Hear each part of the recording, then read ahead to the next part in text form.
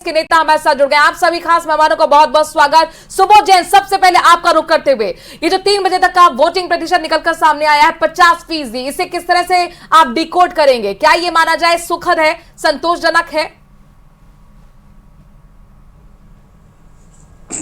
अभी तक का वोटिंग प्रतिशत निश्चित रूप से संतोषजनक ही कहा जाएगा। इसमें एक सबसे बड़ा आज ये देखने को मिला है कि राजस्थान के कई जो हैं हिस्सों के अंदर मौसम ने बदलाव लिया है और हमारे कोटा में भी आज अंधड़ बारिश वगैरह खूब आई है। हाड़ौती के अंदर मौसम बहुत अनुकूल और सुहावना आना हुआ है, तो एक प्रतिशत बढ़ने का मौसम भी बहुत मददगार रहा है। तो मौसम अनुकूल रहा, लिहाजा यहाँ पर उत्साह वोटर्स में देखने को मिला है, ये सुबोध जैन का कहना है। राजकुमार वर्मा, कैसे डिकोड करेंगे ये जो वोटिंग प्रतिशत अब बड़ा है? क्योंकि पहले जब कम हुआ तो आपका साफ तौर पर कहना था कि विपक्ष को लेकर उदासीन यहाँ पर जनता है, अब जब बड़ा है तो फिर क्या कहेंगे? देखिए, विपक्ष की तो उदासीनता पहले भी थी, अभी भी है, और प्रतिशत बढ़ा है। तो मनोराज जी, मैं आपको यही कहना चाहूँगा कि अब जो मतदाता है, कुछ तो मौसम भी ठीक रहा है और पिछले दिनों से जो चरण बढ़ रहे हैं, सेकंड चरण पर आज जो करीब 88 सीटों पर, और मैं कहूँ कि 13 कुल मिलाकर 13 राज्यों में जो ये मतदान हो रहा है, तो लोगों के अंदर जो कहीं सुस्ती थी वो भी दूर हुई है। और भारतीय जनता पार्टी के हिसाब से तो क्या हमारा कार्यकर्ता पहले भी एक्टिव था, अभी भी एक्टिव है, और मतदान के लिए, क्योंकि चुनाव आयोग ने भी बार बार अनुरोध किया है, हमारे कार्यकर्ताओं ने किया है, जनता ने उसको मानते हुए मतदान करना, क्योंकि एक अच्छे लोकतंत्र के लिए बहुत अच्छी है। और मैं समझता हूँ कि एक समृद्ध राष्ट्र के लिए, विकसित भारत के लिए और गरीब कल्याण के लिए, उसके लिए मतदान देने के लिए आज मतदाता ने मानस और अधिक बनाया है। तो मैं समझता हूं कि ये परसेंटेज बढ़ रहा है। तो ठीक है, आपका रुख करेंगे। कांग्रेस से हमारे साथ सुमित गर्ग भी जुड़े हुए हैं, उन्हीं का रिएक्शन ले लेते हैं। सुमित जी, पहले फेज में जब देखने को मिला था कि वोटिंग प्रतिशत बहुत ही कम रहा था, उसके बाद से चिंता भी बढ़ी थी, और जब पूछा गया था डिप्टी सीएम दिया कुमारी से तो उन्होंने कई बातें बोली थी। उन्होंने कहा कि गर्मी ज्यादा पड़ी है, शादी का समारोह चल रहा है, लेकिन अभी जो प्रतिशत निकल करके आया है कुछ खास इजाफा नहीं लग रहा है, क्या कुछ कहेंगे? देखिए, जहाँ तक मतदान प्रतिशत बढ़ने की बात है, तो सबसे पहले तो मैं इसके लिए प्रदेश की जनता का हार्दिक आभार और धन्यवाद प्रकट करता हूँ। ये जो मतदान बढ़ा है, ये कहीं ना कहीं आक्रोश का मतदान है। आक्रोश उस सरकार के प्रति, उस सरकार के मुखिया के प्रति, जो विगत महीनों में ना करते हर चौथे या 5वें दिन अपना नकाब बदलता है। पहले राम मंदिर का नकाब ओढ़ा, जब लगा ये नहीं चलेगा तो मोदी की गारंटी का नकाब ओढ़ा। वो जैसे ही नकाब ओढ़ा, नकाब ओढ़ के गए जनता के बीच में, तो युवा ने कहा मेरा रोजगार कहाँ है, किसान ने कहा मेरी फसल का दाम कहाँ है, व्यापारी ने कहा जीएसटी की मार क्यों है, मातृशक्ति ने कहा हमारी सुरक्षा क्यों है। तो घबराए पहले फेज में। उसके बाद ये नकाब फिर उतारा और आज एक नकाब फिर ओढ़ लिया। वो नकाब है हिंदू मुस्लिम का, धार्मिक तुष्टीकरण का। ये जो मतदान बढ़ा है, उसके लिए मैं कह देता हूं ये मतदान क्यों बढ़ा है। ये देश कह रहा है बहुत अंधियारा, सूरज निकलना चाहिए, जिस तरह भी हो ये मौसम बदलना चाहिए। जो लोग रोज बदलते हैं चेहरे लिबासों की तरह, अब जनाजा जोर से उनका निकलना चाहिए। तो ये मतदान 4 जून को मोदीवाद के बदलाव के लिए जनता बाहर निकली है और इसीलिए वोटिंग प्रतिशत बढ़ गया, ये खतरा आपके लिए?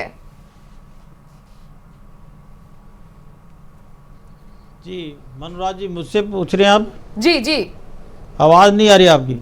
जी जी, आप अपनी बात रखिए। हेलो जी, सवाल यहाँ पर जो कांग्रेस की तरफ से पूछा गया है उसका जवाब दीजिए। कह रहे खतरे की घंटी है वोटिंग प्रतिशत बढ़ना आपके लिए। बिल्कुल, डॉक्टर सुमित गर्ग जी और कांग्रेस के व्यक्ति हैं, इनको मालूम है कि हालात क्या हैं। इनके पास में खड़े होने के लिए कैंडिडेट नहीं थे, इनके पास में मुद्दे नहीं हैं। जिनके पास में नीति और रीति और नेतृत्व नहीं हो और मुद्दे नहीं हो तो वो इस तरह की बातें करते हैं। लेकिन भारत की जनता ये मानस पूरा का पूरा कि वो विकसित भारत देखना चाहती है। विकसित भारत का जिस तरह का नक्शा पूरे विश्व में पटल पर जो छाया हुआ है, तो सेवा, सुशासन और गरीब कल्याण को और राष्ट्र को सर्वोपरि मानते हुए आज जो मतदाता है वो एक न्यू इंडिया और एक विकसित भारत, आत्मनिर्भर भारत और बहुत ही सुदृढ़ इस तरह की अर्थव्यवस्था देखना चाहता है कि अभी हम 5वें नंबर पर आ गए हैं। 2014 में 11वें नंबर पर थे, आज 5वें नंबर पर, और कुछ समय के लिए बाद में वर्षों में हम 3रे नंबर पर आएंगे।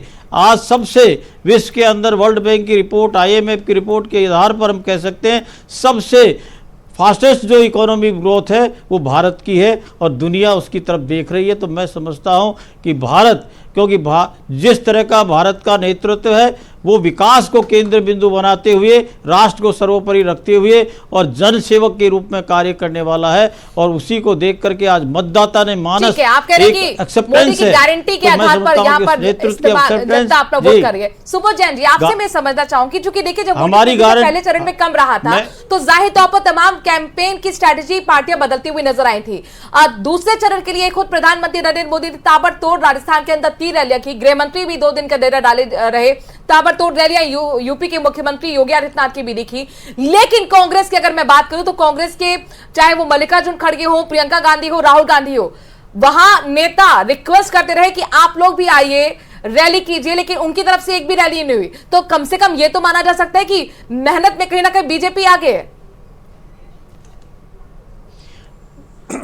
मनोराज जी, मैं आपको बताऊं कि बीजेपी वो पार्टी है मेरा जो सवाल चाहे इलेक्शन वो छोटा है बड़ा है। और जी मनु जी, जहां तक निसंदेह हमारे नेताओं के प्रचार, सुबोध जी मैं आपके पास आऊंगी, सवाल आपके पास भी आएगा, लेकिन पहले सुबोध जी से इस खबर के मायने समझ लेते हैं। सुबोध जी, भाजपा अग्रणी है, इसमें कोई दो राय नहीं है। और राजस्थान में कांग्रेस की जो है बागडोर, जो अपने नेता है इनके राज्य स्तरीय, उन्हीं के ऊपर है वहाँ। लेकिन इस बार एक ये चीज तो देखने में आई है, मोदी, अमित शाह और हालांकि कंगना रनौत तक को भी इन्होंने मैदान में लेके आ गए, तो इससे एक भाजपा में थोड़ा भय का माहौल मेरे को नजर आता है। वो उसकी वजह ये है कि मोदी जी के नाम पे ये पूरा का पूरा कैंपेनिंग हो रही है, और मोदी जी जहां मंगलयान और मंगल ग्रह की जो अब तक बातें करते हुए आए हैं और उससे दीगर हटके मंगल सूत्र पे आ गए हैं, तो इससे ये अंदाजा लग रहा है कि कहीं ना कहीं बौखलाहट है। ठीक है सुबोध जी, इसका जवाब हम ले लेते हैं रामकुमार जी से। रामकुमार जी, जिस हिसाब से आप लोगों की तरफ से कहा जा रहा मिशन 25, उसको लेकर के कवायद भी देखने को मिली, तमाम बड़े कद्दावर नेता मैदान में उतरे, जनसभा को संबोधित करते हुए नजर आए। अब जैसे कि सुबोध जैन जी कह रहे हैं कि आप लोगों में बौखलाहट नजर आ रही है, डर नजर आ रहा है, इस वजह से तमाम जैसे कि कंगना रनौत तक को मैदान में उतरना पड़ा जनसभा को संबोधित करने के लिए।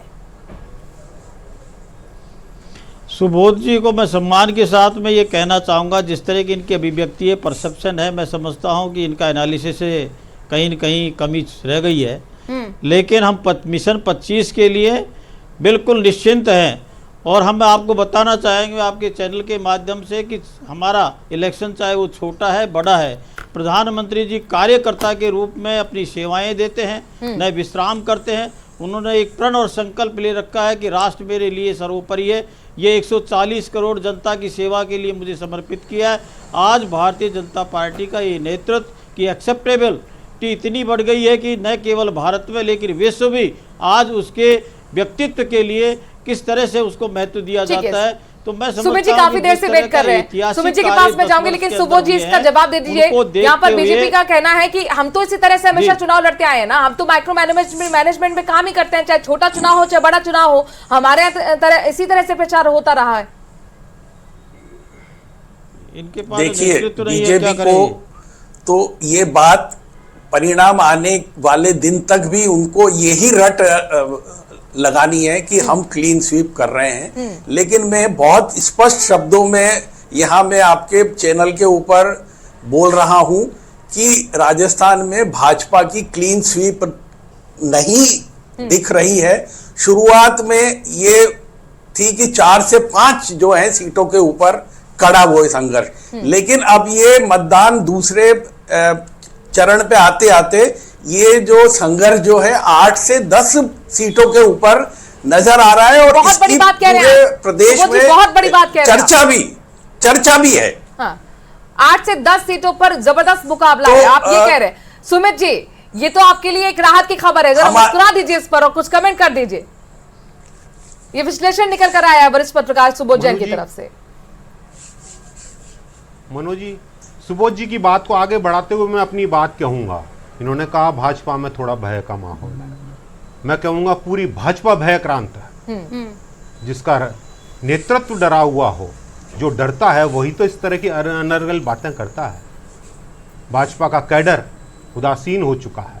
भाजपा को जिस तरह से मोदी जी ने हाईजैक किया, जो ग्राउंड रूट लेवल पे इनका कार्यकर्ता है, या कहूँ इनके मातृ संगठन संघ है या विश्व हिंदू परिषद है, सबने इनका साथ छोड़ दिया है। इसके चलते मोदी जी डरे हुए हैं, भाजपा डरी हुई है। और सुबोध जी ने कहा 10 सीटों पे संघर्ष है। मैं कहता हूं हम कहीं ना कहीं 2009 का जो हमारा टैली थी, हम उसको सुधारने जा रहे हैं। मेरे साथी आदरणीय राम कुमार जी ने कहा कि हमारे पास कैंडिडेट नहीं थे। अरे साहब, कैंडिडेट नहीं थे, क्या बात करते हैं? 130 से ज्यादा आयातित कैंडिडेट आपके पास हैं। अगर बात करूं झारखंड की तो 14 में से 13 आयातित हैं और हरियाणा में 10 में से 6 आयातित हैं। इनके पास कैंडिडेट नहीं है, नीति नहीं है, कुछ नहीं है। केवल और केवल पहले इनको लगा कि मोदी के नाम पे वो लगातार बीजेपी कह रही है, कभी आपके 400 सांसद चुने गए थे।